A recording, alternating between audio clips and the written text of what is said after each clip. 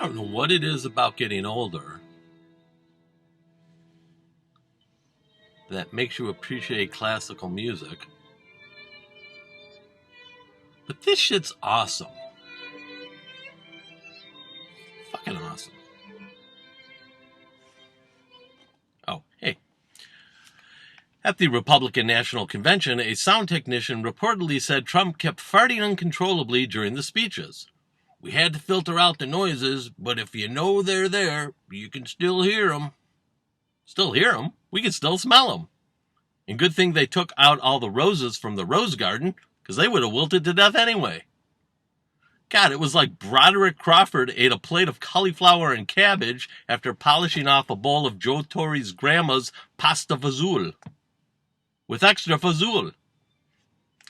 At the RNC, Kimberly Guilfoyle, a first-generation moron, Donald Trump Jr. paramour, and current leading vote getter in the reality series America's Next Top Person Not to Model Oneself After, said she's a first-generation American, even though her parents are from Puerto Rico, which aren't foreigners or immigrants. Puerto Ricans are Americans. They vote. They have American passports. They speak American, for God's sakes. Oh, and then there was Guilfoyle's moment of Howard Dean Zen. The Guilfoyle heard round the world. Manifest and be the change in this country that you dream, that you hope, that you believe in. Stand for an American president who is fearless, who believes in you, and who loves this country and will fight for her. President Trump is the leader who will rebuild the promise of America and ensure that every citizen can realize their American dream. Ladies and gentlemen, leaders and fighters for freedom and liberty and the American dream, the best is yet to come. Yeah!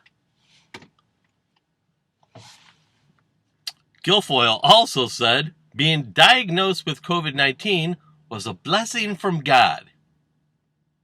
Which is great because now I won't rot in hell for wishing her the same thing. And for those of you keeping score at home, how do you rate Guilfoyle versus Giuliani in the battle of GOP histrionics? I'm leaning towards Rudy, mostly for the constant spit and spittle factor. Iowa Republican Senator Joni Ernst is pushing the QAnon conspiracy theory that there aren't as many COVID deaths as reported, saying that many of these people would have died anyway from a variety of pre-existing conditions. Joni Ernst milks pigs. She's a pig milker. That's fine. That's cool.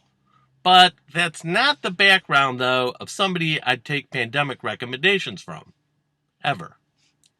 If we could rid ourselves of COVID by punching it in the snout, salting it and smoking it into submission, or rendering it into a gelatinous glob that furnished Trump with cookies and pie crust for 10 lifetimes, then yes, I'd call Joni Ernst in a Babe Saves America heartbeat.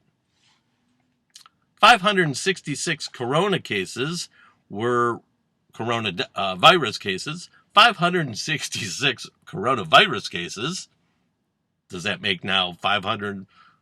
No. 566 coronavirus cases were reported at the University of Alabama in less than a week after classes started. Whoa, Nelly!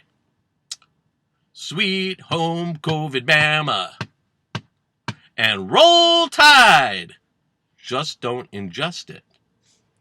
All the while, Trump is promoting a fast-track vaccine, or as it's known in his administration, the Vaseline. What's with all the lame promotional tweets from consumer products asking me questions on Twitter? If you ask me a question, you better expect an answer. Like the marshmallow people asked, how do I like my puffs? Roasted or au natural? Neither. I prefer my puffs talked. Lightly. Ever so lightly. And are dads made of Jell-O? Well, if you mean Jell-O shots, then yep. If running makes you fit, then why does it turn your legs into jello? Maybe it's because of the bone cartilage contained in the gelatin I consumed before running.